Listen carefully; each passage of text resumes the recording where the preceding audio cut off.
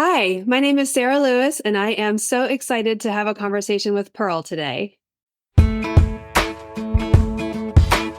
everybody, it's Pearl Chiarenza with Women's Successful Living, and you are listening to another conversation with Pearl. And I'm so excited to bring an amazing lady to you today. Her name is Sara Lewis. She helps high achieving women overcome self-sabotage. She deeply believes that women need to prioritize themselves and overcome the narrative of always being busy. And you guys know we talk about that a lot here. And so because Sara recognizes the power of getting away to attend self-care and personal development, she has produced retreats to support ambitious females and education with rejuvenating exercises as well. And I'm sure those of you that are listening to me all this time understand that retreat speak is what I love to talk about. So, Sara, welcome to the show today. I'm so excited to be here. Thank you. You're welcome. So tell us, I always like to kind of do, and those that are listening, where we're going to start off first. I always start like to kind of go back when we were those little girls and, what we had those grandeur ideas of what we want to be when we grow up. And it kind of is interesting. Let's see if you follow the theme, but typically most of the themes end up somewhere in line with where we are today and what we're doing in our lives today. So, Sara, tell us about growing up for you. What was that like, and what were some of the things you thought of as that little girl you wanted to grow up and be? Okay, well, I am way off base of what I was what I wanted to be as a child, actually. So I remember in like seventh grade, I wanted to be a lawyer. That didn't last very long, but I do like that's like my first memory of really like this is a career path that I might choose. And that didn't last long. When I got into high school, I actually wanted to be a marine biologist. Maybe it was this calling of the water for me because now I am associated with water. But yeah, I went to college majoring in biology, and that was a whole lot of plants, learning about plants. And I finally decided I don't want to learn about plants. I want to learn about humans. So I actually switched my major to exercise science, was really fascinated with the human body, studying anatomy and how all of that works together. And yeah, graduated with an exercise science degree, got into the fitness industry and spent like 20 plus years there managing gyms, personal training, all of that. And then, got the entrepreneurial bug and wanted to spread my wings and did start personal training on my own. But through, life's evolutions, having a child, I've done a lot of the inner work, the healing work, and now I'm on the other side. I love personal development. So I read psychology all the time. I kind of nerd out like that. I don't read novels too often. I always have my nose in a book that teaches me something about myself or how the brain works so that study of humans is still there. It's still a fascination for me. It's just moved from anatomy to more of like behavior change. And yeah, so now I do the personal development coaching and retreats, as you mentioned, because it's still a lot of like the psychology, how can we develop personally? And that's how it's kind of all evolved.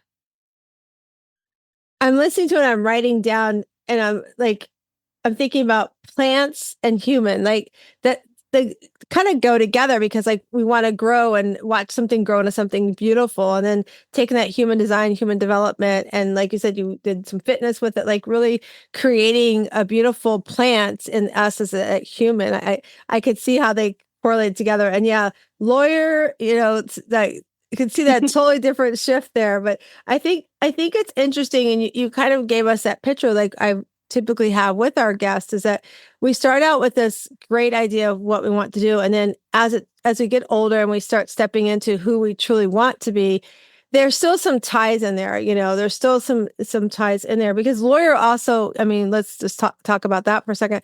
There is some human development, human design understanding if you're putting somebody to stand, like how the mind works and everything. So you had some of that when you were younger, and then here you are today, like helping women, especially like to grow into that self, like truly find that inner self and understand that we can get crazy in business busyness and get overwhelmed, whether you are what I like to call a CEO mom who is managing your household while everybody else is off at school and work during the day, or you are that entrepreneur or that professional woman.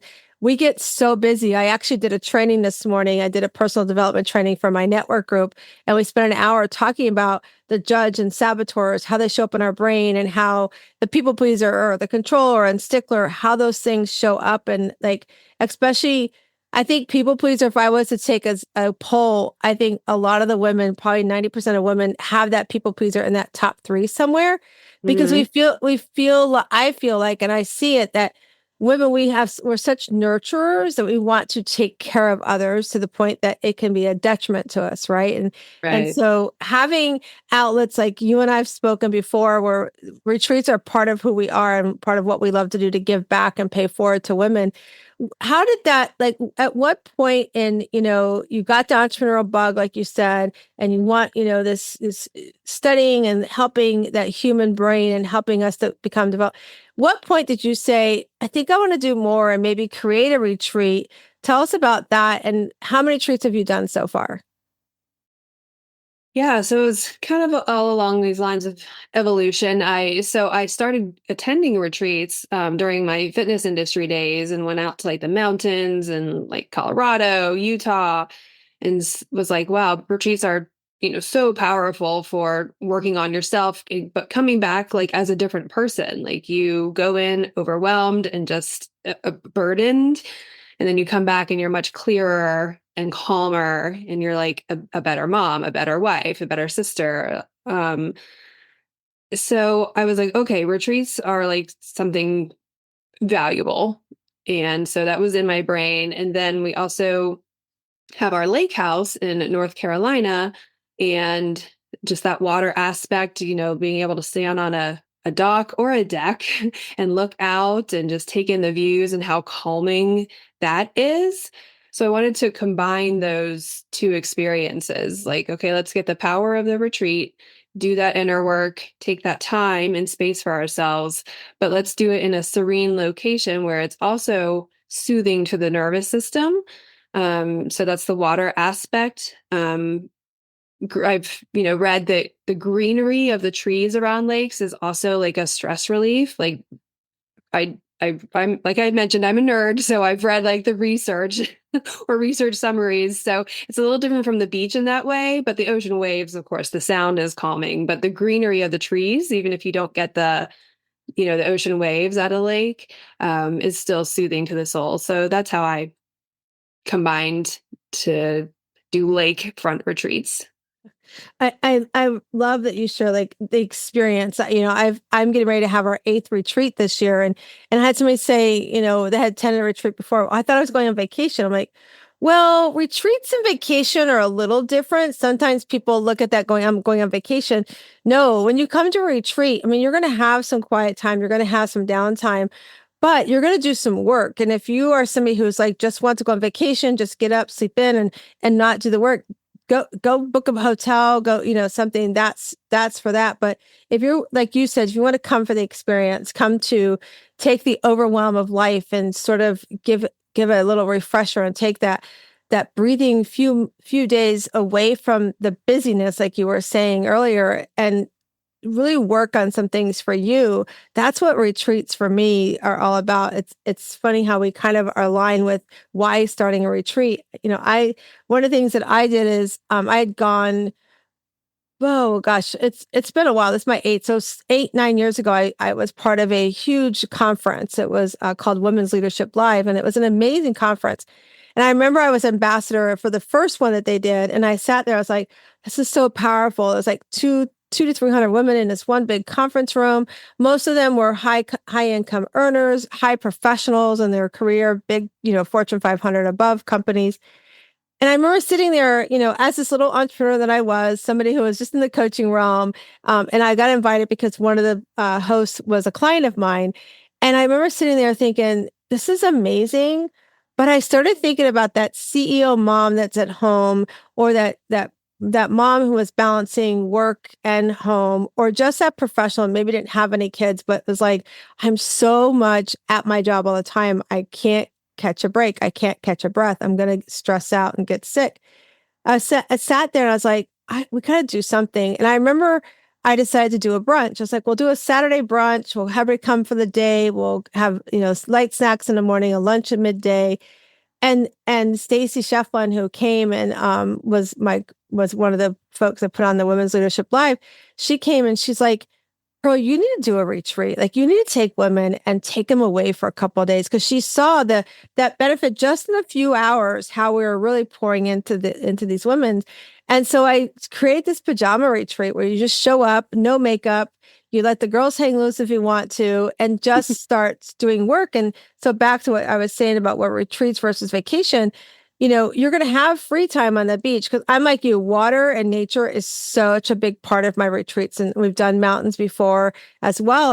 And so, you're going to have some free time, but I'm going to make you do some work. I'm going to make you do some inner reflection about what's happening in my life. And then the really cool thing, we have evolved now. We actually start involving those you leave behind at home for that few days. We start involving them in some ways to pour into you while you're away at this retreat. So I think it's important that, for women, especially, that we take, like you said, some time out of our busy lives to reconnect with ourselves, and then to walk away feeling refreshed and feeling like I've got some tools in my toolbox to hopefully give me a little harmony in my life, and walk away with some focus on where I want to go with my next steps. And so I would love you to share us a little bit about when somebody comes to your retreat, like, what are some of the things that they can expect for you as well? Same as you, they're going to be doing a little bit of that personal development work in journaling form. Like, it's kind of an interactive workshop. I also bring in a private chef so that there's healthy, nutritious meals. I usually offer yoga, a live yoga instructor. And I like to bring in a sound bath as well. So there's that relaxing, again, the sound, the soothing sounds. So yeah, and then there's some downtime as well, because when you're doing that inner work, that reflective work, you need some time to process it as well. Um, Plus, there's so much feedback about, I went on this retreat or this vacation and it was so busy that I didn't actually get to rest. And part of the retreat is rest, so the schedule is not jam-packed full. So it's just enough to be relaxing, but also get the transformation doing that inner work. So when somebody comes to your retreat and they go through, all the steps, like some of the things you're talking about, the yoga and the healthy eating, which I love, and doing and I love sound baths. They're so much fun. If you're listening, you haven't done one, you have to experience at least one, because you'll get hooked. But as they come there and they come to this retreat, and they've got so many different expectations or what they think might happen, as they leave and get ready to, what I like to call, bounce forward in life, what are some of the struggles that you see with women in doing that bounce forward? Sometimes I know I see that sometimes we fall right back into our old habits. I've seen that. Sometimes I've seen clients who have come to my retreat so many years and they're not applying. And the next year they come and they still are working on the same thing from the year before. Right. So what are some of the things that you see that women still struggle with when they leave the retreat? But then again, what are some of the things in that? So it's a two-part question. What do you see that they struggle with when they leave? But what are some of the successes that you see by attending a retreat? What are some of the things you hear? Like, I know I hear about how setting boundaries. I've learned to set boundaries. I've learned to be able to say yes to me and no to others. I've learned to take some time out and do a staycation. Sometimes I know for you, probably the same thing. Sometimes I have women come to my retreat that's never been to a retreat before. They're like, oh my gosh, this is so powerful. I need to start doing something for me more often. So what are some of the things you see that people don't take forward when they leave a retreat versus what they do take forward? Yeah, so I think the biggest struggle when they return to real life, put that in air quotes, is because you've taken time away, now it's that catch up. And so instead of using your, first day back in the real world or at home, where you could like continue the processing, the journaling work and start solidifying that. It's like, well, I'm back at work. And so now I'm going right back into answering the hundreds of emails and the this and the that. And the daily chaos is still there, which it always will be. But I think what they are taking from the retreat is there is a mindset lesson. So it's like, well, now I know, and maybe I didn't know, like for first time retreaters, how powerful this is. Or now I have these tools, like I know that journaling is powerful. I know that taking time away is powerful. So it's the lesson is there.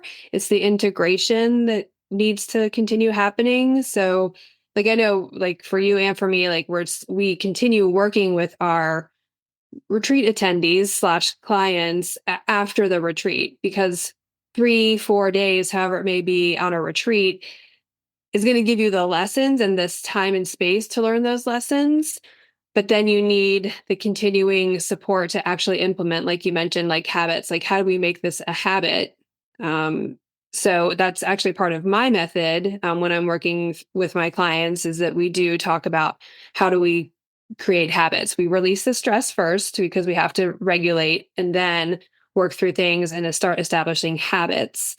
So yeah, so it's hard to like heal. Well, impossible, I should say, to do all the healing in like a 3 day, 4 day time. It's very much a slow, gradual process, and a lot of mindset shifts have to continue taking place over that time. So yeah, so the retreat is powerful, but it's the beginning. And I like that you said it's, it's the beginning. That's so important. So if you're listening to us and if you've never been to a retreat, understand that the retreat's just beginning. It's what you do when you go home and taking the mindsets, taking some of the tools.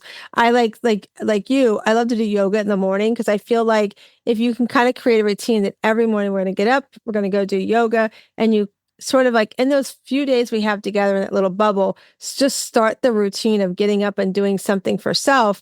Then when you go home, you can get up that next morning, that first morning back and be like, okay, I'm going to go outside, whether you're going to go outside and do yoga on your own or sit in, like I have a beautiful front porch swing, sit in the front porch swing and journal, whatever that looks like for you. That's something to start creating that habit. And, habits do take a little while to do.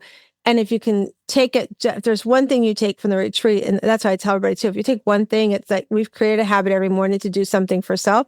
That's a habit you want to find to incorporate every morning because you can do it as little as 3 minutes because you're just starting, or as much as an hour if you want to. It's how are you built, what you want to build to, and what's important to you to build to that regulation and that new mindset shift of taking care of self. So you hold more than one retreat a year, right? Two, usually a Two. Yeah. spring and a fall. Yep. And Yep. God bless you, because I don't know if I could do two. Yeah, to do two in one year. I mean, how many people do you have usually attending your retreat, Sarah? They're small, right? Because I Right. want the intimate space. So the limit is 12 people. So it can Mhm. be anywhere from like 6 to 12 that attend. Yeah. Yeah. Yeah. So we're actually up to 24, which is why I only do it once a year. But and this year, um, we have, let's see, I think 90% are all new ladies. We have probably, well, I take that back. 70% are new and the other 30 are re-attending a retreat. So it's so fun to watch women come in and to take time for themselves. So let's talk about that, like taking time for selves, because people are probably listening to us, listeners are probably going, yeah, that's great. Retreats are awesome, but taking time for myself, can't see it, can't find it. Did you at one point in your life struggle with that? And do you still, how did you find and create habits for yourself? Because, we talk about self-care often, and that's my jam. I love talking about self-care and putting yourself first and finding things to create harmony in your life. When was the aha that for you that said, I need to start doing something for myself? And what were some of the things, the steps you started to do that? I think the aha was having a child and really realizing that I no longer had time to myself. But we waited until I had my daughter when I was 35, but at the end of my 35th year. So I had like all this plenty of time to do whatever I wanted for a long time. And then, yeah, the daughter came along and it was like, well, okay, like, so actually the habit that I started doing, which is not like I would say it's more of a practice, but what I started doing was a quarterly blue sky day, it's called. So it's every quarter. So it's not something that I mean, it's a habit, but it's not something that takes up a lot of time. So every quarter, I take a blue sky day. And this was a concept that one of my mentors taught to me. But a blue sky day is essentially like no in the trenches work. Like it's not working with clients, it's not answering emails, it's not that kind of work. It's more of a visionary day. So what I like to do for my blue sky days is I go get a massage and then I treat myself to lunch. And then I go somewhere like quiet and peaceful and do journaling, planning, organizing work. I take the whole day like away from my house, just alone me to do that kind of visionary planning work every quarter. And that gives me, because you can't go on I guess you could go on a retreat that often, but it seems a little unrealistic. But yeah, so that's kind of like my quarterly reset, and it's just like a day retreat for me, but it's called a blue sky day. So that's how I got into the practice of like, okay, take a moment for you. Right. I love that blue sky day. I think it just says like this, the sky is your, go do what you want to do, whatever you can imagine, it's up there in the clouds for you. I love that. And I love that I do what's called a staycation at least once a quarter myself, where it's usually just an overnight. I go, we're in Florida, so I go find a hotel on the beach and I show up I try to get the Marriott because my husband has a special thing you can check in early. So I try to maximize the early check in and the late check out the next day at like 4.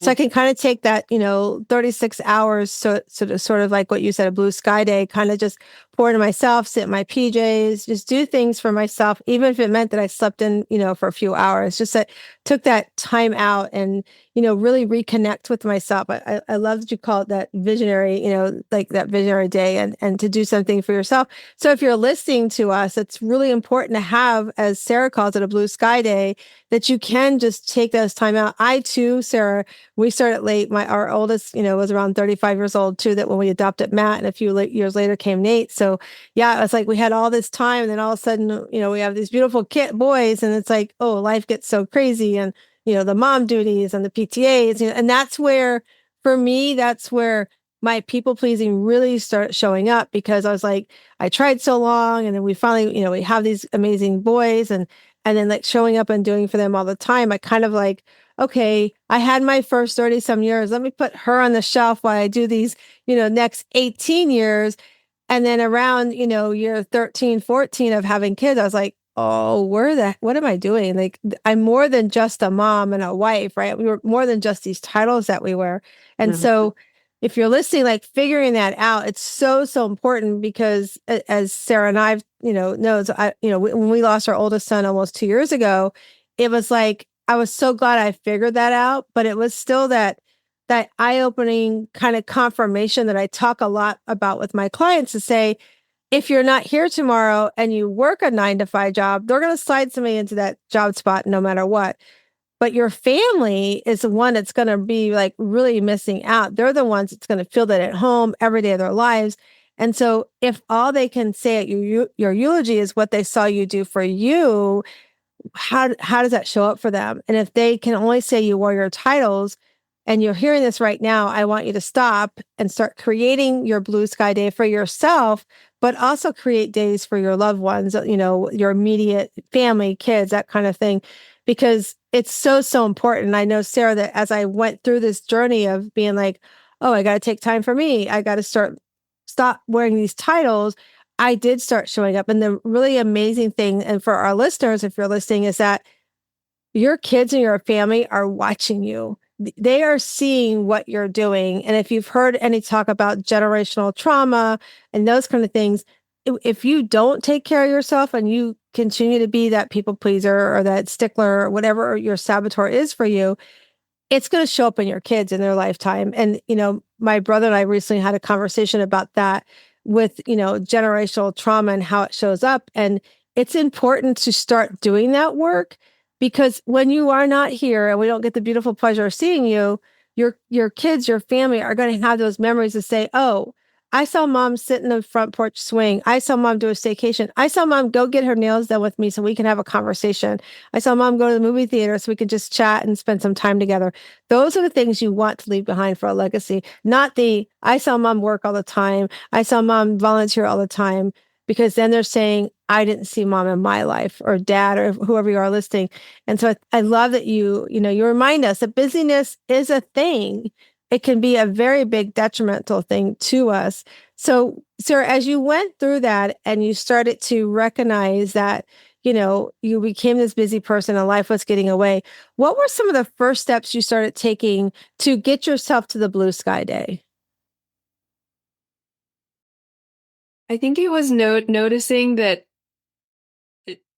So when the irritation with my child starts, and it was just feeling irritated all the time, and I'm like, she's only 10 now, but it's just like she's you can just, I don't know, when you start to think about it, there's like days when you are like, this is acceptable behavior. But then there's another day where they're doing the same exact thing and it's suddenly non-acceptable behavior in your eyes, and you're like irritated at the child and like, but this is something they always do. So I really had to start catching myself, like my level of irritation, like, why am I so annoyed with my child? um, and it was like, oh, but it's because I'm stressed. It's not because she's doing something bad. It's because my level of stress is not being addressed. So I have to address that.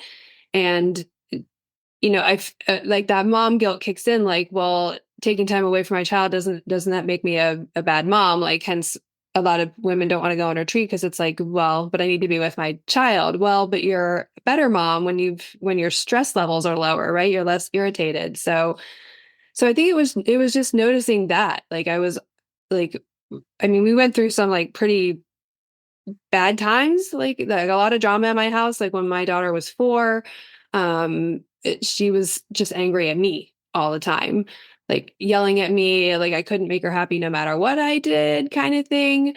Um, and so it was like, well, if I want to raise a happy child, I need to start addressing me and what's going on with me. So yeah, so it's been this whole learning process. But did you watch the movie Encanto? It's a lovely movie. It's been out for years now, but it's got music in it. The soundtrack was written by Lin-Manuel Miranda, of Hamilton fame. So the music in it is beautiful, but the message in the movie is beautiful as well. It's about a Colombian family, and there's a perfectionist, there's a people pleaser, there's the character who's like, you're supposed to be the strong one, and then there's a character who um is the one who eventually, like, I don't want to totally spoil it because it's great for kids. Like my daughter watched it when she was 6, something like that. Um, but there's this character who eventually like ends the generational trauma going on in the family, and I'm like, oh, that's my daughter. Like we had all these problems when she was 4 or 5 years old, that we had to work through. And a lot of that was, like you were saying, is like ending the generational trauma. But that came with like personal development for me, like recognizing that was there in the first place. And then, well, what do I need to do to stop that? Because it's not because my daughter's being bad. It's because, again, like my stress, like my past was affecting our relationship. So yeah, so we're kind of on the other side of that, but it's been this years long journey to get there. And I think too, I wrote down that movie. I'm gonna have to check that movie out because I love really good movies. And in fact, recently we just watched Inside Out 2, I think it's called. I had Yeah. never seen number 1, so I've got to have to go back and watch 1, but I went with my nephew and watched it. I loved that movie. I loved how it talked about the feelings and everything that comes, and how they show up in our life, and how to, manage them and stage them and all of that. And I think it's important for those that are listening that if you are a mom and you can resonate with what Sarah said, it's okay. Like those things are going to come up. It's okay. And like Sarah said, when we can work on them, excuse me, we can work on them and really recognize how it can affect the harmony in our home. I think it's important because that means you're doing work. That means you're really, getting into working on yourself and being the example to others.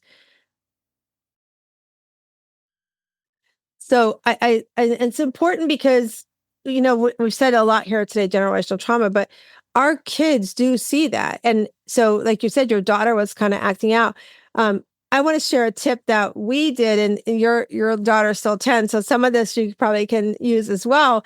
But one of the things for me, like growing up in my household, if my parents had any kind of disagreement, whether it was just something tiny or something really big, they would not talk to one another. It was like complete silence. You walk through the house on eggshells, and it was not fun. It was just miserable. And then all of a sudden you come home and everybody's happy and you're just like going on and on.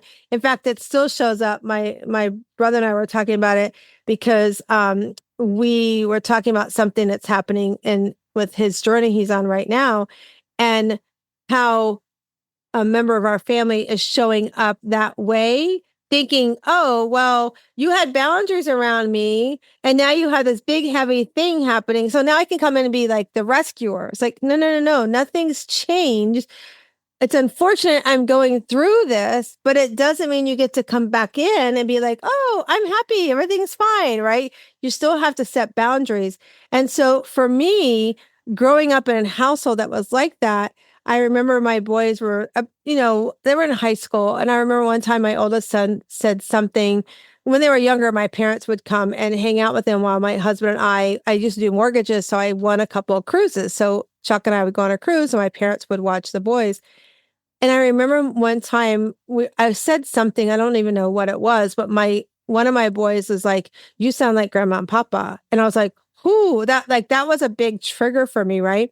And I was like, so something in that I did, they saw in behaviors of my parents. So I was like, I need to change that. I need to change the narrative because I don't want to respond in a way to them because I'm triggered. That is not an acceptable response that I would want for me. So we created this really cool way of them being able to share their thoughts and feelings and how I responded without it triggering me. And I explained to them why it triggered me, why saying that I sounded like my mom and dad was a trigger for me. So we created this word called buffalo. And it was basically, so if I said something that they felt sounded like grandma and papa, they used buffalo. We're big Buffalo Bills fans here in our household. So when they said buffalo, I was like, oh, what's wrong with my Bills? So it created a great opportunity for me to have a conversation with them where instead of saying, well, why is it, and me get my feelings upset, why do you think I sound like grandma and papa? I could say, so what about that made you feel like you needed to use buffalo? So it totally took my generational trauma out and brought opportunity for conversation in. And so if you're listening to us, like thinking of what is the stopgap word you can use, in my coaching program, we talk about saboteurs and judges and positive intelligence. And one of the things we talk about is naming your saboteur, because when you can put a name on it, it kind of like helps you stop that thought process. So that's one thing that I did with the kids. And then the other thing was because I wanted to create communication. I didn't have communication. I didn't feel like growing up. And, it's no fault for my parents. They only knew what they knew, right? And they got married really young. And then my dad was gone for a good part of my life at the Vietnam War. So my mom only had the tools that she had and did the best she could. But I wanted to create communication with my kids. So I happened to see a friend of mine that I worked with. I would see him on Wednesday mornings having, breakfast with his kids. And they were a little younger at the time. And I was asking about them, like, what do you do that every week? He's like, yeah, every week I have breakfast. So one is a Tuesday, one is a Wednesday. And he goes and he has breakfast. And he said, Pearl, I did it when they were babies. So he goes, it was beneficial for a couple of reasons. When we only had one, it gave my wife that time for herself, gave her some time out time. And so he created that space for her to be able to say, I need some time. And then two, when the second one came along, it gave them each individual time with each child. So it created that time with each child as well. And he shared it. And I took this forward with my kids. He shared that he tells them that table they're having breakfast at is that safe space. They can share anything they want to share at that table. So if you're listening to us, listen to this.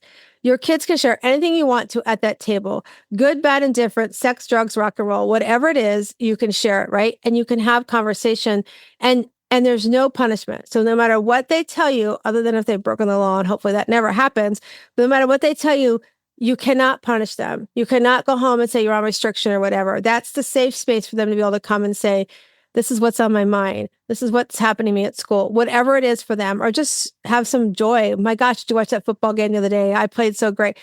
It's that safe space. And can I tell you, Sara, that it helped create communication. It helped reduce stress. It allowed connection to our kids.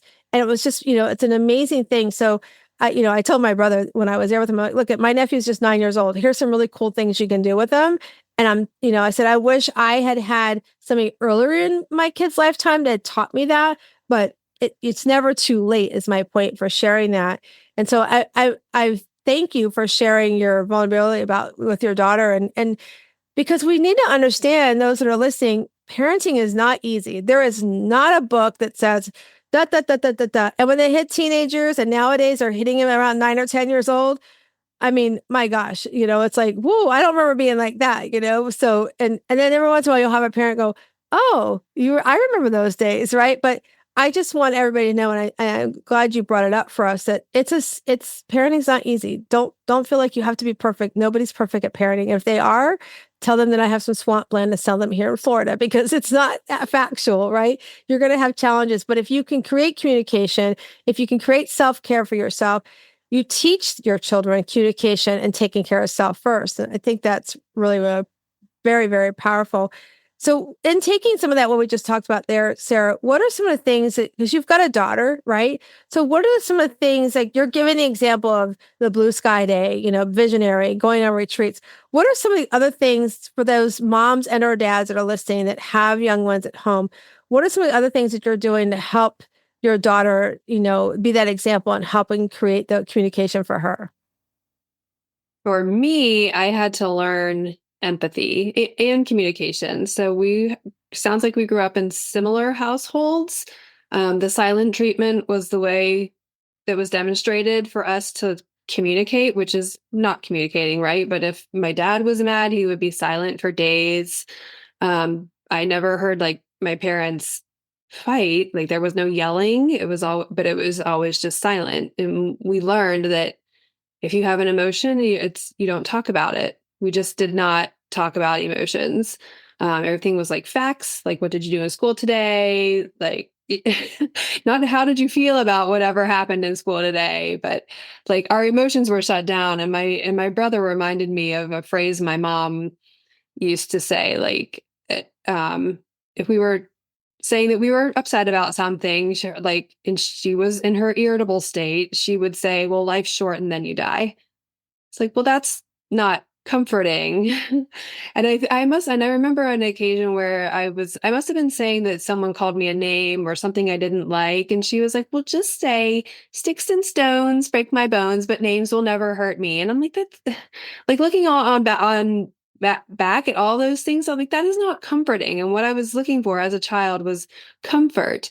But, I brought that into my parenting because the only thing that was demonstrated and taught to me indirectly was that you do silent treatment and you don't talk about emotions. Emotions are like brushed off, like shouldn't be talked about. So that was part of this like whole healing journey for me, is that emotions exist. People experience them and they have to be like honored. And my daughter is a highly sensitive child. And it's interesting with your buffalo word. Like I remember my daughter spent the night at my parents' house, or was going to be spending the night at my parents' house, and she said to me, "I don't feel safe there." And what I thought was, my first thought was, there's monsters in the closet type of I don't feel safe. But what she really meant was, I don't feel emotionally safe because my parents haven't had this huge healing shift like I have.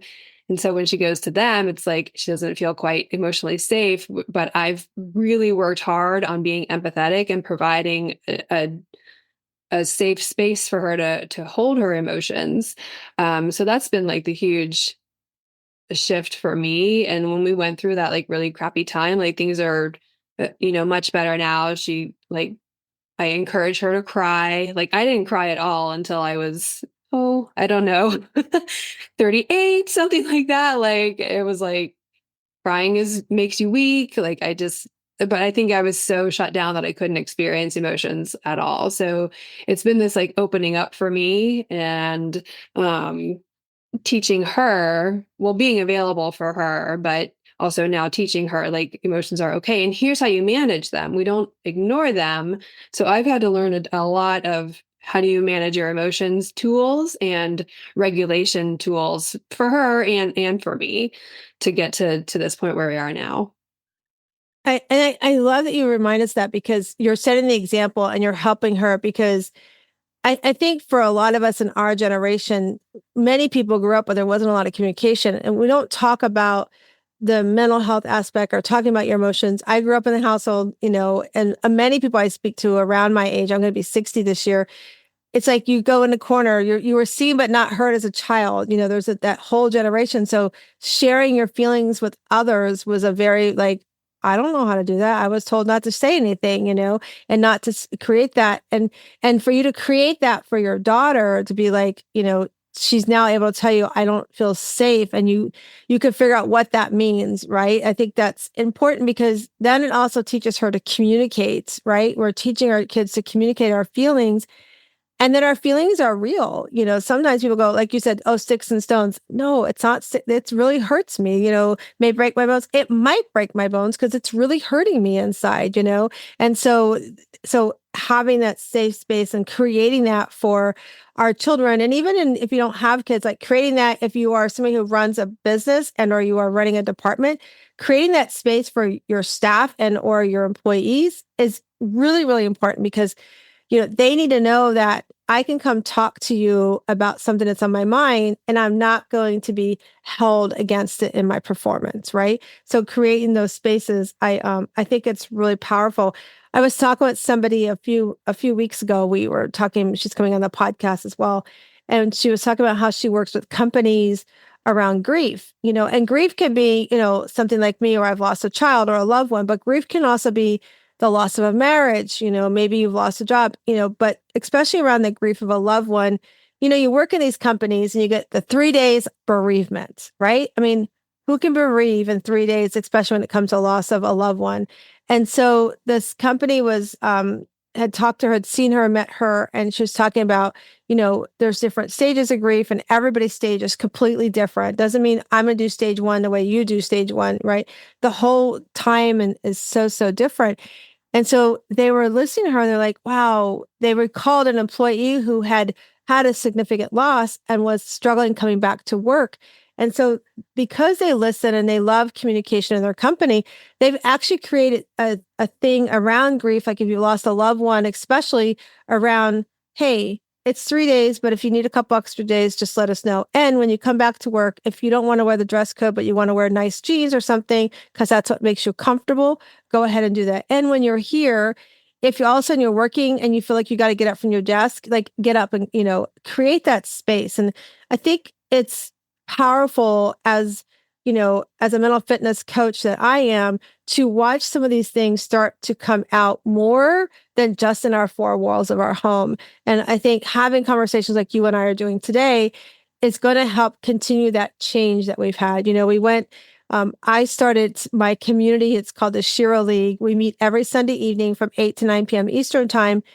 And that Shiro League I created during COVID. I was watching so many women be at home and they were, professional women that worked out of the house. Their kids went to school. Their spouses worked out of the house. All of a sudden, we're all home together. I have to now be a teacher and I didn't want to be a teacher, plus do my job, plus be home with my kids all day. And like, just as I say it, I remember thinking, oh my gosh, it's like they need a Calgon take me away moment, but they're not allowed to leave the house, right? So it's like, even if they go to their bathtub, everybody's there, right? So I created the Shiro League. And when we got done with, it was a 30-day self-care challenge. And when we got done with the challenge, everybody's like, what are we going to do next? We can't leave each other. We need each other. So we created this Shiro League. And so that's something that let's circle back to retreats for a second. That's something that we carry forward from our retreats. Because like you said, we leave and how do you bounce forward? And for me, it's really important that everybody understands that we're going to bounce forward as Shiro pajama sisters and we're going to be together. We're going to support one another in that. And so circling back around to where we started our conversation was around retreats.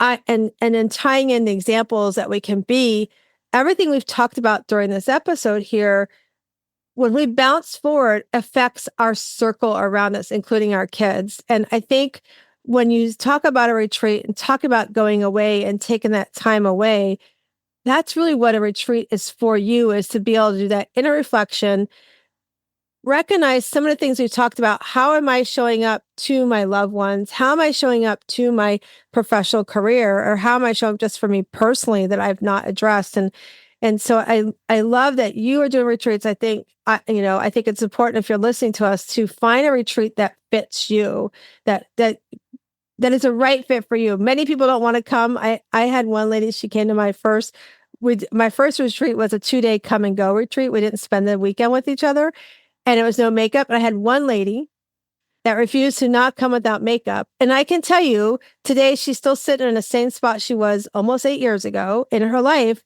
But that meant that my retreat wasn't right for her because she wouldn't buy into the whole concept of no makeup. So you've got to make sure it's the right fit, that you can buy into the concept of what's happening.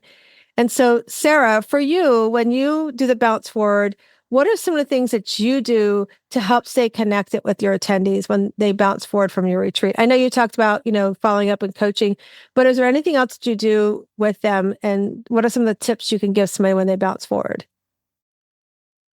Yeah, I do I have programs to offer that they could join and participate along with me, but there's also usually a post-retreat call just to make sure that the lessons are there and there's ways to integrate them into daily life. And we were talking about habits earlier, and really the smaller your habit can be, that it takes like 3 minutes or less, the better the chance that you're going to stick with it and be consistent and actually integrate it into a habit. So like, again, habits are a big part of my method. So I talk about those. What's the smallest thing that you can do? Because I think a lot of us are the overachievers type, and we think, I'm not going to get a result if I only do 3 minutes. Like you were saying, it's like sit on your front porch, but the morning sunlight is super important for like hormone health and just mental health. So even if you did sit outside for 3 minutes, you think that it was nothing, right? But it actually, if you do that every day, and getting busy doesn't get in the way because it's only 3 minutes. But if you're trying to be like, I'm going to do yoga for an hour every morning or even 3 times a week or whatever, it's like, but what happens when life happens and then you get out of the habit? So it's like, how can we pick these little tiny habits to actually be consistent and integrate it? I love you said tiny habits, and that's so important. My business coach, she teaches on tiny habits. She's trained in a program called Tiny Habits, and she talks about that a lot. And I think that's important to know, that like when you do leave a retreat or something new you want to start in your life, like just create a small habit, something that just says, I'm going to go and do yoga every morning, or I'm going to sit in the front porch, whatever that is for you. Just to take that first step to start it, I think is so, so important. One of the things I love to do when I start work with my clients is I love to do what brings you joy list. And people are like, oh, getting up in the morning brings you joy. That's great. I love getting up in the morning too. But really, like, to the core, let's talk about what's really bringing you joy, because yeah, getting up in the morning is great. I'm happy to be alive. Having my kids, great. I love my kids. But what about like getting up in the morning? What about your kids truly bring you joy? And I always tell my clients, I'm like, listen, they're like, oh, I got this. I'm like, no, no, no, no, no. You don't have this. Let me just tell you, I need 10 things and it's going to take you 6 weeks. And they're like going, 10 things in 6 weeks? I can have it to you next week. I'm like, yeah, no, because what I'm going to do is I'm going to make you break it down, each one of those 10, to where you can't break it down anymore, to identify, does it really bring me joy? Does it really fill my cup? Does it put a spring in my step? And so like, I always like to ask, if you don't mind playing along with me for a minute, Sara, I would love to talk to you about what brings you joy. So would you give us one thing that brings you joy that comes to your mind right away? The sound of my daughter's laughter when she has like a serious, like for real belly laugh, it just always makes me smile because she's like a ADHD child. Like she moves a lot. Like she's always like kind of bouncing around and happy in that way. But it's usually not with me because I'm just not a funny person. But like when she's with her friends and I can hear her actually like for real laughing, yeah, I love that. I love that example. You laughed when you were talking about her. So what about her belly laugh brings you joy? I think it's knowing that she's like happy, even if it's just for that moment or that she's enjoying life. Yeah, it's just Yeah. like So knowing that's happening, what about that brings you joy? it just kind of feels like everything is right in the world, even for like those 10 seconds or however long it is. It's like, it's almost like an exhale, like Right. during So her. so I appreciate you playing with me. So what about having that exhale brings you joy? Well, it's stress relief, so that always brings me joy. Yeah, so you see what I'm saying? Like if we could play this a little longer, but basically what I'm getting from you, it brings you some peace to know that she's got some happiness and she's enjoying life, right? And so that's what I love to do. Like I really love, and I think that's an important part if you're listening to us for self-care is what is it that brings you joy and start identifying those things and really work hard on them to be like, okay, that brings you joy, but why? Okay, but why does that? Keep answering the why until you can no longer answer that one on that one item that brings you joy. And I promise you, if you start really working that, then you're like, oh, maybe that doesn't bring me as much joy as I thought it was. And it comes off your list, right? So I love that you played along with me. I'm going to play one more thing with you. So when we do that joy list, I'm going to tell you, go pick one thing on that list to go out and do. But we, especially moms and women, we create these to-do lists. We have all go to the grocery store, email that person, send, we have all these to-do lists.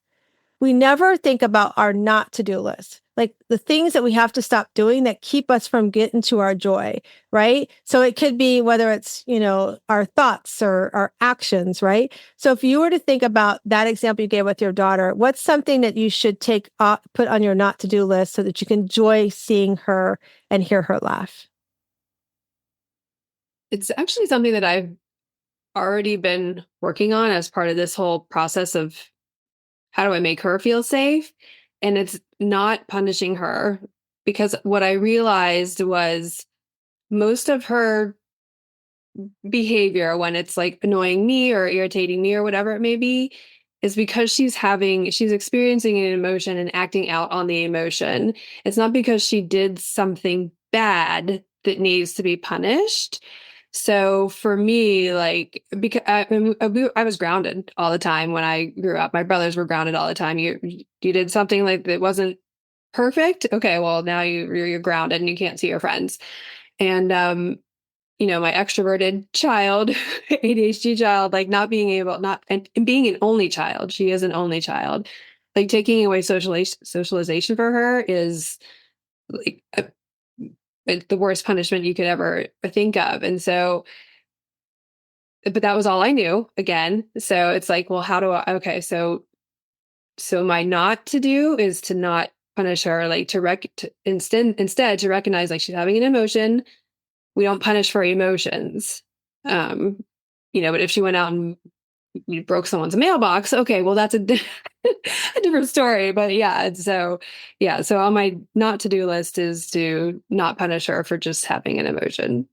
I think that's an amazing lesson for our listeners to hear because oftentimes, like you said, we got punished. I mean, it sounds like we grew in a very similar household. We got punished, right? And so when you punish for that emotion, it doesn't address what is the emotion. And that's why I came with Buffalo. We were able to talk about the emotion. I remember when I was with my nephew a couple weeks ago, he was trying to put his soccer shoe on and he kicked it off because he couldn't get it on. I'm like, Sean, Ampro was like sitting right here. Like, why did you do that? And he explained, I got angry. I couldn't get it on. I'm like, okay, let's talk about the anger and how you responded, and some things you can do. Right. And so I love that you said you're not punishing the emotion. There's an emotion there because oftentimes our kids, us as people, we respond because of an emotion, because something has happened or something's triggered that emotion. I love that you explained that to us. This has been so much fun. I just looked at the time like, oh my gosh, our hours is like flying by. We have a couple of minutes here. So I want to thank you for sharing that. Share with everybody how they can reach out to you, how they can find you. We'll also put it, so if you're driving or listening, we'll put it in the show notes so you can go find us on YouTube, Apple, iHeart, all that stuff. But share with everybody how they can reach you, Sara. My website is a good place to start. It's lakefrontretreatnetwork.com, which is really long to type in, but I'm also active on Instagram, and my handle on Instagram is at retreats with Sara, Sara, no H. Awesome. I love that. And if you're listening and you want more information on the Shira League, like I mentioned, you can just send an email to info@wsliving.com and just type in the word Cheryl. We'll get you that information. We'll also put it in all the show notes as well. But I did let Sara know ahead of time that I have my Better Questions, Better Life cards. And so again, these cards, they're not my cards. They're my dear friend Carol Gill and her friend Diane Allen put these together. There's over 70 cards that you can pull to meditate over. They're great icebreakers. You can journal over them. But so I've shuffled them. Now, Sara, you're going to tell me when to stop and we'll read the card for you. Stop. Okay. Oh, this is a good one, Sara. What is success to you? What is success? Oh, that is deep.